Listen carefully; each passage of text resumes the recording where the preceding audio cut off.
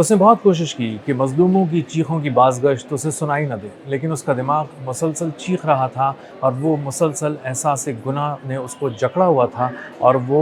इस हद तक तकलीफ़ में रहा कि आखिरकार उसने अपनी ज़िंदगी का ख़ात्मा कर लिया। इसराइली फ़ौजी हलाक हो गया। लेकिन ये पहला इसराइली फ़ौजी नहीं है। इसराइली फ़ौज में ख़ुदकुशियों का रुझान खौफनाक हद तक बढ़ चुका है और पिछले 15 साल की बुलंद तरीन सतह पर पहुँच चुके हैं ये ख़ुदकुशी से मरने वाले फ़ौजियों की तादाद। मेरा नाम अज़हर अली ख़ान है और आप देख रहे हैं आज की बात। एलेक्स मिलर 23 साल का कसाई जो भेजा गया था गज़ा और उसने गज़ा में बड़े पैमाने पर कत्लेआम किया था, वापस आया। एक 2022 में एक हमले के दौरान वो ज़ख्मी हो गया था वेस्ट बैंक में मगरबी किनारे पे, और वहाँ पर हमले में ज़ख्मी होने के बाद जब वापस आया तो उसको बहुत ही मुश्किलात का सामना करना पड़ा अपनी बहाली में और अपने इलाज के मामले में। और उसके बाद जब वो बेहतर हो गया तो उसने दोबारा सर्व करने का सोचा और वो दोबारा गज़ा चला गया और वहाँ पे उसने बहुत बड़े पैमाने पे कत्लेआम में हिस्सा लिया। लेकिन एक मुसलसल एहसास गुनाह था जो जिसने उसको जकड़ा हुआ था, उसका दिल बेचैन था, उसके दिमाग में धमाके हो रहे थे और वो इसी सूरत हाल में वापस आ गया और छुट्टी लेकर अपने घर बैठ गया। और उसको एहसास गुनाह ने इस शिद्दत से जकड़ा कि आखिरकार उसने अपने आप को गोली मारकर अपनी ज़िंदगी का ख़ात्मा कर लिया और वो मर गया। आखिरी दिनों में वो अपने उस दोस्त को भी याद कर रहा था जो मारा गया हमास से एक झड़प में, और 2025 में उसको हलाक कर दिया था हमास ने। और ये दोनों कसाई बहुत ही मशहूर थे गज़ा में, बड़े पैमाने पे इन्होंने कत्लेआम किया था मज़लूमों का और आखिरकार ये दोनों अपने अंजाम को पहुंच चुके। लेकिन एलेक्स मिलर की जो मिसाल है ये पहली नहीं है, इससे पहले भी कई लोग अपनी ज़िंदगियों का ख़ात्मा कर चुके हैं और ये ट्रेंड इस कदर खौफनाक हद तक बढ़ चुका है इसराइली फ़ौज में कि संभाला नहीं जा रहा। अब तक तकरीबन 1,70,000 फ़ौजियों ने नफ्सियाती दबाव का शिकार होकर मुख्तलिफ़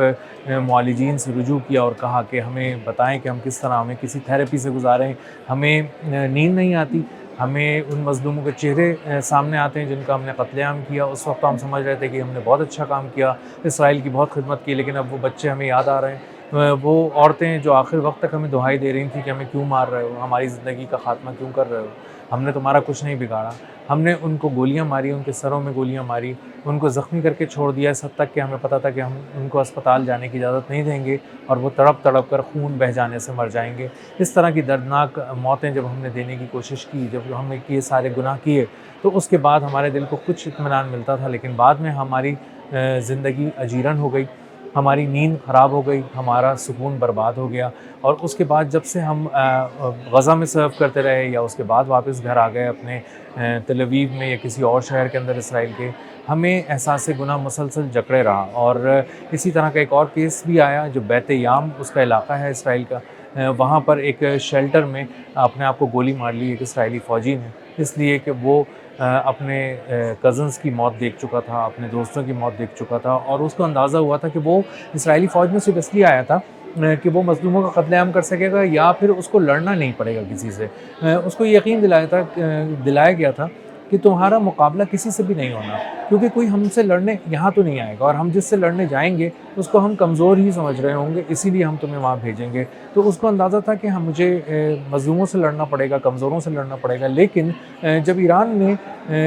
जंग का जवाब देना शुरू किया और इसराइल में मिसाइल हमले और हाइपरसोनिक और बैलिस्टिक मिसाइल आकर गिरने लगे और हमले होने लगे, तो उसको अंदाज़ा हुआ कि मैं ये जो गन पकड़ कर खड़ा हूँ हाथ में, दुश्मन पर तो चला नहीं सकता क्योंकि दुश्मन तो यहाँ मौजूद ही नहीं है। वो तो आता है और फ़िज़ाओं से हमला करता है और मुझे मार देता है और पूरे इसराइल को उसने जहन्नुम बना दिया है, तबाह कर दिया है। ये सोचकर वो बैत याम के एक शेल्टर में गया और मुसलसल छुपा रहा और अपनी फ़ौजी क़यादत से कट गया और उनके अहकामात लेने से उससे इनकार कर दिया। और बिलाखिर इस कदर उसके जहन पर दबाव इतना बढ़ा, उसके नफ्सियाती मसाइल इस कदर बढ़ गए कि उसने अपनी ज़िंदगी का ख़ात्मा करने में ही आफियत जानी और आखिरी पैगाम में उसने कहा कि मैं जहन्नुम में ज़िंदगी गुजार रहा हूँ, मुझे जहन्नुम में नहीं रहना, इससे तो बहुत अच्छा है कि मैं मर जाऊँ। और उसके बाद उसने अपनी ज़िंदगी का ख़ात्मा कर लिया। अगर आप ट्रेंड उठाकर देखें तो आपको अंदाज़ा होगा कि 60 के करीब सुसाइड जो है वो की गई हैं इसराइली आर्मी में अक्टूबर 2023 से 2026 के दौरान। ये केसेस गैर मामूली तौर पर बढ़ गए हैं। जनवरी 2024 से जुलाई 2025 के दौरान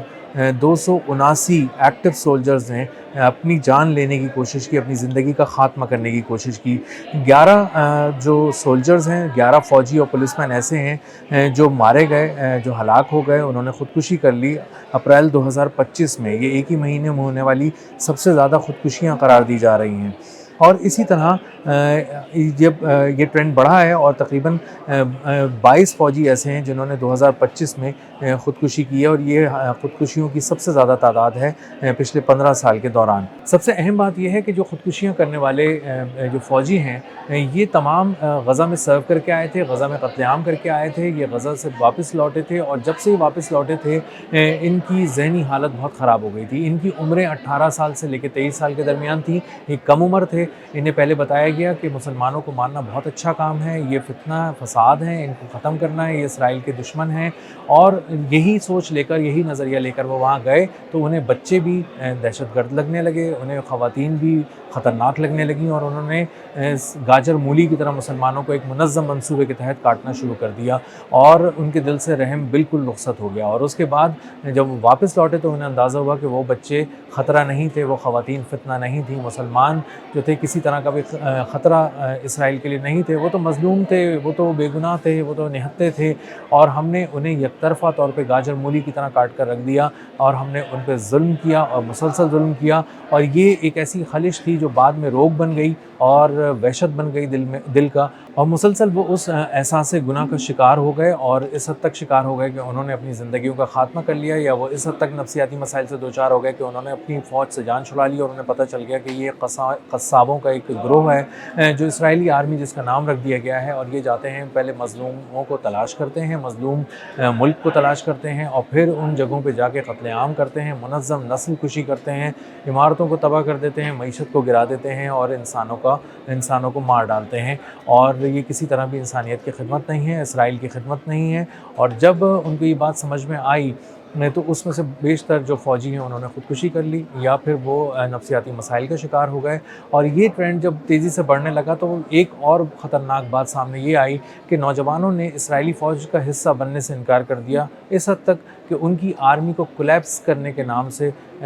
کا لفظ استعمال کرنا پڑا اس کے آرمی چیف کی طرف سے۔ اس نے کہا کہ یہ اسرائیلی آرمی اس حد تک کمزور ہو چکی ہے کہ اب وہ ٹوٹ رہی ہے، کولیپس ہو رہی ہے، اور وہ یہ بات بتا رہا ہے ارکان پارلیمنٹ کو بھی، لوگوں کو بھی، کہ ہم کہاں سے فوجی لائیں۔ نوجوان تو ملک سے باہر جانے کو ترجیح دے رہے ہیں، وہ کوشش کر رہے ہیں کہ کسی طرح ملک سے جان چھوٹے بھاگیں، وہ سائبرس بھاگنا شروع ہو گئے ہیں، اور وہ انکار کر رہے ہیں، یا وہ کتاب لے کے بیٹھ جاتے ہیں، مذہبی کتاب تورات لے کے بیٹھ جاتے ہیں اور اس کو پڑھنے لگتے ہیں، اور کہتے ہیں کہ ہم فوج میں اس لیے بھرتی نہیں ہو سکتے کہ ہم اپنے مذہب کی خدمت کرنا چاہتے ہیں، اسی لیے ہم تورات پڑھنا چاہ رہے ہیں۔ تو تورات کو ڈھال بنا رہے ہیں اور فوج سے بھاگ رہے ہیں یا صاف انکار کر رہے ہیں۔ اور اب حالات یہ ہیں کہ خواتین کو بڑی تعداد میں فوج میں بھرتی کیا جا رہا ہے۔ اب تک 3 گنا جو ہے وہ خواتین کی بھرتی تیز ہو چکی ہے، اور تقریباً 5 میں سے 1 خاتون جو ہے وہ سولجر اسرائیل میں رکھی گئی ہے۔ 5 اگر سولجرز ہیں تو ان میں سے 1 خاتون ہے، اور خواتین کی اس تیزی سے بڑھتی تعداد کے درمیان ہی ایک اور خبر بھی یہ سامنے آ رہی ہے کہ جو خواتین سے جنسی ہراسانی کے کیسز ہیں اسرائیلی فوج کے اندر وہ غیر معمولی طور پر بڑھ گئے ہیں، اور خواتین کو کہیں جائے پناہ نہیں مل رہی، وہ اپنی عزتیں نہیں بچا پا رہی اپنے افسران سے، اپنے ساتھی اہلکاروں سے۔ اور سب سے خوفناک بات یہ ہے کہ جب وہ اس کی شکایت کرنے جاتی ہیں تو وہی افسر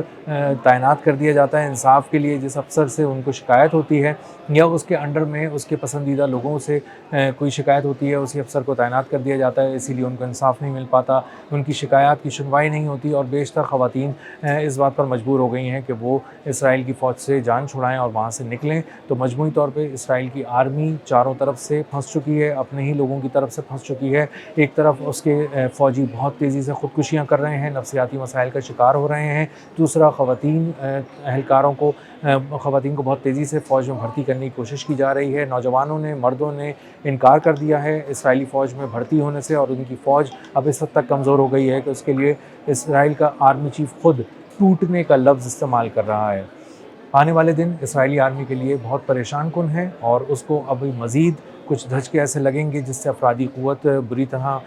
ٹوٹ جائے گی اس کی، اور اس کے کمزور ہونے کی وجہ سے بہت سے ایسے آپریشنز جو نتن یاہو سوچتا ہے کہ وہ مشرق وسطیٰ میں کرنا چاہتا ہے، محاذوں کو گرم رکھنا چاہتا ہے، نئی جگہوں کو تلاش کر رہا ہے، نئے اہداف کو نشانہ بنانے کی کوشش کر رہا ہے، پلاننگ کر رہا ہے، اس کو ایک بہت زوردار دھچکا لگا ہوا ہے اور آنے والے دنوں میں مزید لگے گا۔ اب تک کے لیے اتنا ہی، ملتے ہیں اگلی ولاگ میں کسی نئی خبر، نئے تجزیے اور نئے زاویے کے ساتھ۔ اللہ حافظ۔